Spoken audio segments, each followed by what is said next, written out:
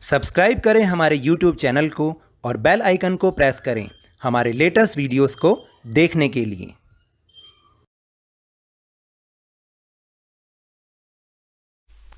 Hello and welcome to Lavneesh Sir की class.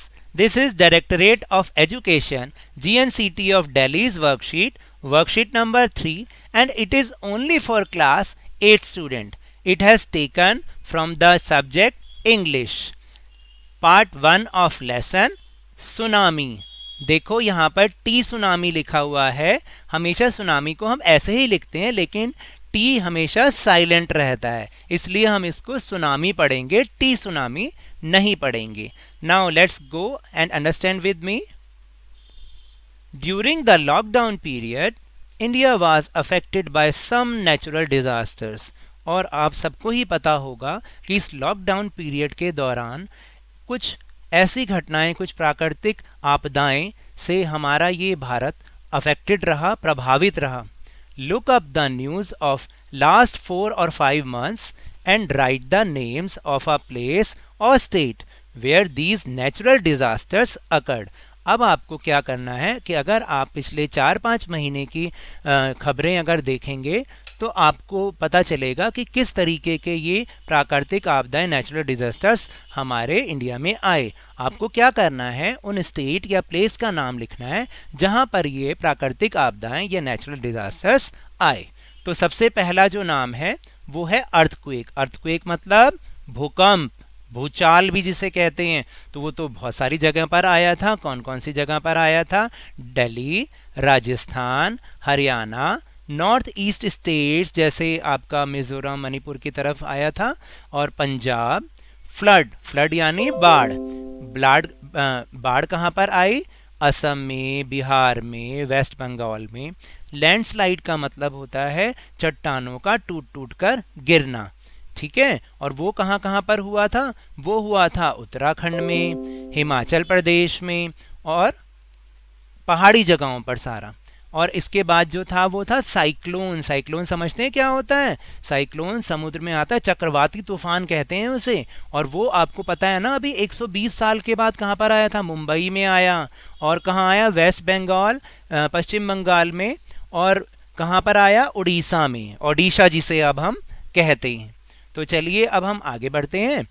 In this lesson you will read about another natural disaster, that is tsunami. Tsunami तो बहुत खतरनाक होता है, आप सबको मालूम है सुनामी के बारे में। तो सुनिए, on 26 December 2004 a tsunami hit parts of India such as Andaman and Nicobar Islands and the Tamil Nadu coast and a few more countries.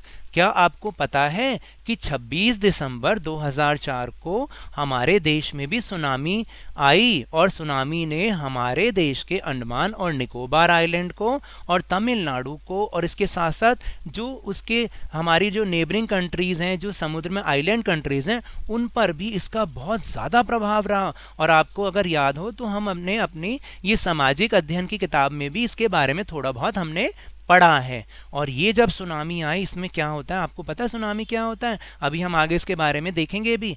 Tsunami में क्या होता है, कम से कम 15-15, 20-20 मीटर ऊंची लहरें उठती हैं समुद्र में। और वो शायद जो एक हमारी यहाँ पर 8 मंजिला बिल्डिंग भी होगी ना, उससे भी ऊपर की लहर उठती है और सबको बहाकर ले जाती है।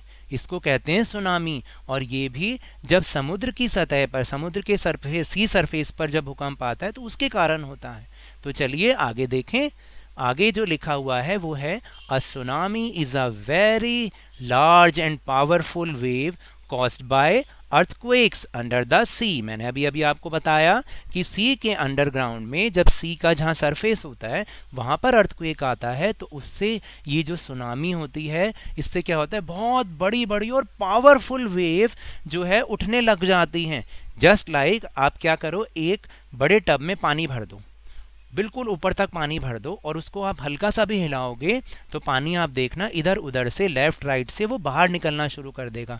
तो ऐसा ही समुद्र मान लीजिए एक टब है, और जब वो हिलता है तो उसका पानी बाहर आने लग जाता है। And the B part is, can you identify the places marked A and B on the given map?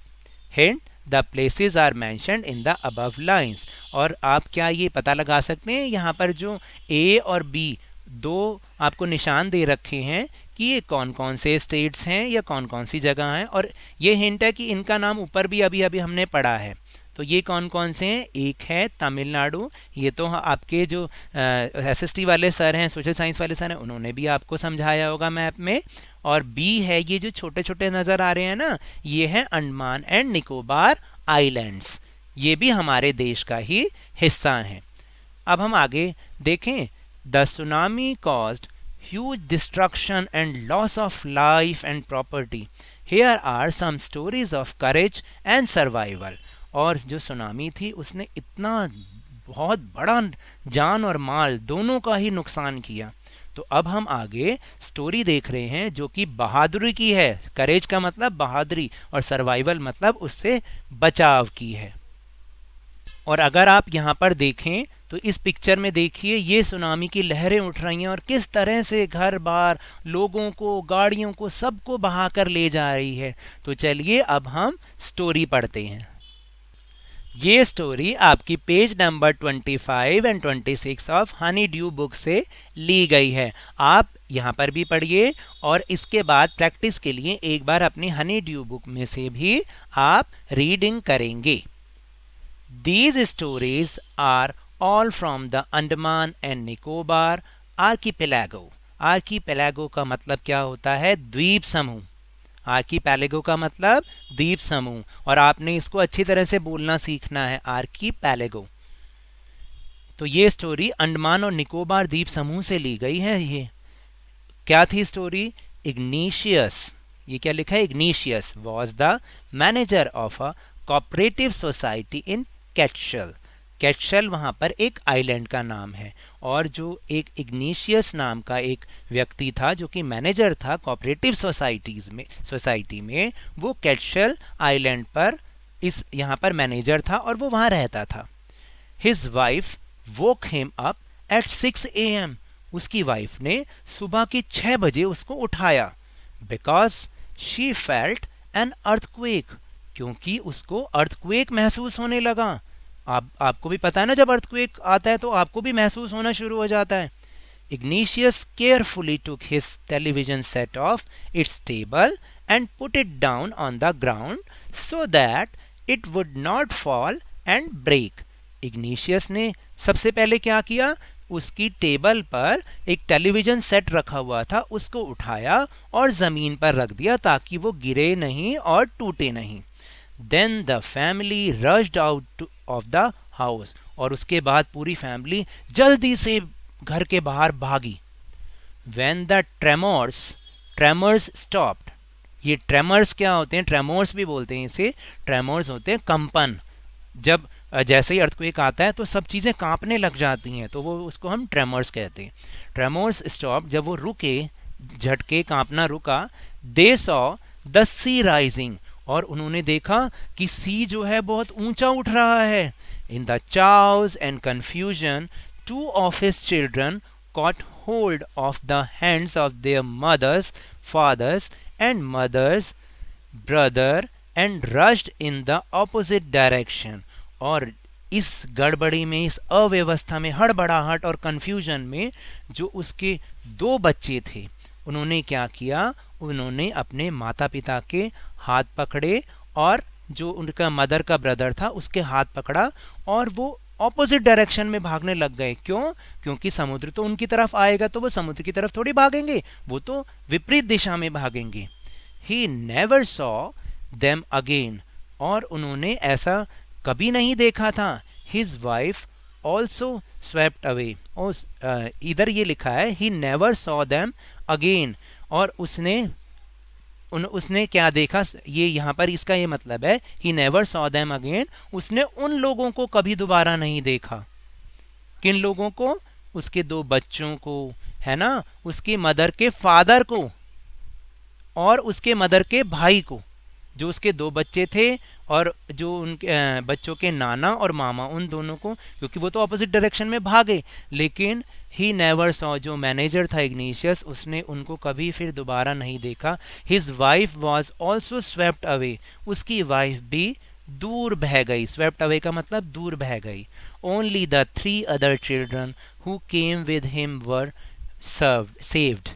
जो उसके 3 बच्चे थे, दूसरे मतलब और 3 बच्चे, जो उसके बाकी के 3 बच्चे थे, केवल वही उसके साथ बच पाए।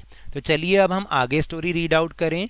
Sanjeev was a policeman serving in Katchal island of the Nicobar group of islands. Sanjeev नाम का पुलिस वाला जो कि निकोबार ग्रुप के आइलैंड के कैटशेल आइलैंड में काम करता था। He somehow managed to save himself, his wife and his baby daughter from the waves. वो बहुत मुश्किल से अपने आप को, अपनी वाइफ को और अपनी छोटी सी जो बच्ची थी उनको ही वो उस वेव से बचा पाया। But then he heard cries for help from the wife of John the guest house cook. यानी जो उसके गेस्ट हाउस में कुक का काम करती थी वो जॉन की वाइफ, उसने अचानक उसकी चीखें सुनी। क्या चीखें सुनी? कि हेल्प के लिए वो पुकार रही थी। Sanjeev jumped into the water to rescue her but they were both swept away. Sanjeev ने क्या किया? वो पानी में कूदा उसको बचाने के लिए, लेकिन कुछ नहीं हो सका, वो दोनों के दोनों पानी में बह गए। 13-year-old मेघना was swept away along with her parents and 77 other people। और आपको पता है कि एक 13 साल की लड़की मेघना जो कि अपने पेरेंट्स के साथ और बह गई, और उसके साथ 77 अदर लोग सब बह गए। She spent 2 days floating in the sea. वो 2 दिन तक जो है सी में ही बहते रहे, फ्लोट करते रहे, मतलब तैरते रहे। Holding on to a wooden door. एक वुडन डोर था, लकड़ी का दरवाजा था, उसको पकड़ के वो जो है 2 दिन तक उस समुद्र में ही तैरते रहे। फ्लोटिंग का मतलब तैरना। 11 times she saw relief helicopters overhead. और 11 बार उसने हेलीकॉप्टर्स अपने ऊपर देखे जो कि रिलीफ हेलीकॉप्टर थे, बचाने के लिए आए थे। But they did not see हर। उन्होंने उस लड़की को नहीं देख पाए वो लोग। She was brought to the shore by a wave and was found walking on the seashore in a daze। और फिर क्या हुआ? और एक दिन उसको एक लहर ने वहाँ समुद्र के किनारे, शोर का मतलब किनारे पर पहुंचा दिया। And was found walking on the sea shore in a days. और वो उस अपने मतलब आपको ये देखकर कि वो उस सी शोर के पास आ गई है, तो वो खुद ही अचंभे में पड़ गई। तो देखा आपने कि किस तरह से इस सुनामी ने इतना ज़्यादा तहस नहस कर दिया पूरे तमिलनाडु को, अंडमान एंड निकोबार आइलैंड को और आसपास की जो पड़ोसी कंट्रीज़ थी उन सब को। तो चलिए अब हम इसके क्वेश्चन आंसर्स को डिस्कस करते हैं। इसका सी पार्ट का जो क्वेश्चन है वो है now complete the sentences with the help of the passage above. यानी आपको ऊपर पैसेज में से इसके आंसर मिल जाएंगे, आपको ढूंढ ढूंढ कर लिखने हैं। आप चाहें तो ये काम अपने आप भी कर सकते हैं और बाद में मेरी वर्कशीट से, मेरे आंसर से आप उसको चेक कर सकते हैं। तो चलिए हम इसको एक बार डिस्कस कर लेते हैं। जो फर्स्ट है वो है मेघना स्पेंट 2 days। यहाँ पर क्या आएगा? फ्लोटिंग, ऊपर लिखा हुआ है इन द सी। मेघना ने 2 दिन तैरकर समुद्र में बिताए। She saw relief helicopters. उसने क्या देखे थे? रिलीफ हेलीकॉप्टर्स देखे थे overhead, but they did not see her. और उसने अपने सर के ऊपर रिलीफ हेलीकॉप्टर तो देखे, लेकिन उन्होंने उसको नहीं देख पाया। Second is Sanjeev lost his wife but saved Sanjeev lost his life but saved his wife. उसने अपनी लाइफ तो खो दी लेकिन अपनी वाइफ को बचा लिया, उसने अपनी लाइफ खत्म कर ली। And his baby daughter from the waves. उसने किस किस को बचाया था? संजीव पुलिस वाले ने वाइफ और बेबी डॉक्टर को। ठीक है। फिर थर्ड है igneous could only save his. कितने चिल्ड्रंस को उसने बचाया था? सिर्फ 3 चिल्ड्रन जो बचे थे उसके साथ। ठीक है। अब हम बात करते हैं नेक्स्ट क्वेश्चन की, D part. In your opinion which words in the list below describe Sanjeev. जो नीचे कुछ आपको वर्ड्स दे रखे हैं, आपने उनमें से बताना है कि संजीव किस टाइप का, उसके अंदर क्या क्या क्वालिटी थी. Look up the dictionary for words that you are not sure of. Use words from the list to complete the sentence below. इसके लिए आप डिक्शनरी भी देख सकते हैं, क्योंकि कई जो वर्ड्स हैं उनका मतलब आपको नहीं पता होगा. कोई बात नहीं, आप डिक्शनरी देखिए, नहीं तो मैं तो आपको बता ही रहा हूँ. पहला है चीयरफुल मतलब हंस खुश रहने वाला, खुश खुश रहने वाला. ब्रेव मतलब बहादुर. केयरलेस मतलब बिल्कुल लापरवाह. हीरोइक मतलब हीरो जैसा, जो हीरो जैसे काम करता है. सेल्फलेस अपनी चिंता ना करना, अपनी परवाह ना करना. और हार्टलेस मतलब जो कहते हैं ना बिना दिल वाला हो, जो है जिसके अंदर कोई फीलिंग ना हो किसी के लिए भी. तो लेकिन आप बताइए कि संजीव में कौन कौन सी फीलिंग थी. संजीव में फीलिंग थी, संजीव में कौन कौन सी क्वालिटी थी. संजीव में क्वालिटी थी हीरोइक क्वालिटी एंड सेल्फलेस. तो I think that he was very brave, heroic and selfless. जो जो नेक्स्ट क्वेश्चन है ई क्वेश्चन, वो है find out the past tense of the verbs in italics. In italics का मतलब है कि आपको वो जो टेढ़ा टेढ़ा करके लिखते हैं ना, कई बार कंप्यूटर में आपने देखा होगा कि सीधे अक्षर ना लिख के वो टेढ़े टेढ़े लिखे होते हैं, एक साइड पे एक डायरेक्शन में लिखे होते हैं. From the above passage and re right the phrases. आपको क्या करना है कि यहाँ पर जो पिंक कलर में वर्ड्स दे रखे हैं उनकी सेकंड फॉर्म पास्ट टेंस वाला लिखना है. जैसे एक एग्जांपल दे रखा है और पूरे सेंटेंस को आपको दोबारा लिखना है. जैसे यहाँ पर फर्स्ट नंबर जो लिखा हुआ है, आप उसको ध्यान से पढ़ें. उसमें लिखा हुआ है फील द अर्थक्वेक. तो फील का जो पास्ट टेंस बनता है वो बनता है फेल्ट. तो पूरा सेंटेंस क्या बन जाएगा, फेल्ट द अर्थक्वेक. इसी तरह दूसरा है सी द सी राइजिंग. तो सी का जो पास्ट टेंस बनता है वो बनता है saw the sea rising. Third कौन सा है, थर्ड है कम विद हिम. तो कम का पास्ट टेंस बनेगा केम विद हिम. फिर फोर्थ है हियर क्राइसिस फॉर हेल्प. तो हियर का पास्ट टेंस क्या होता है, हर्ड क्राइसिस फॉर हेल्प. फिर है fifth jump into the water. तो जंप का past tense jumped into the water. और लास्ट है वेक हिम अप. वेक का जो पास्ट टेंस होता है वो होता है वोक हिम अप. तो अच्छी लगी, समझ में आई आपको वर्कशीट. मेरे इस तरह समझाने से अगर आपको थोड़ा सा भी समझ में आया हो तो इस चैनल को ज़्यादा से ज़्यादा सब्सक्राइब कीजिए, लाइक कीजिए और बहुत ही ज़्यादा शेयर कीजिए. और मेरे साथ इसी तरह वर्कशीट को समझते रहिए, लेकिन ध्यान और मन लगाकर जरूर पढ़ते रहिए. धन्यवाद. Thank you.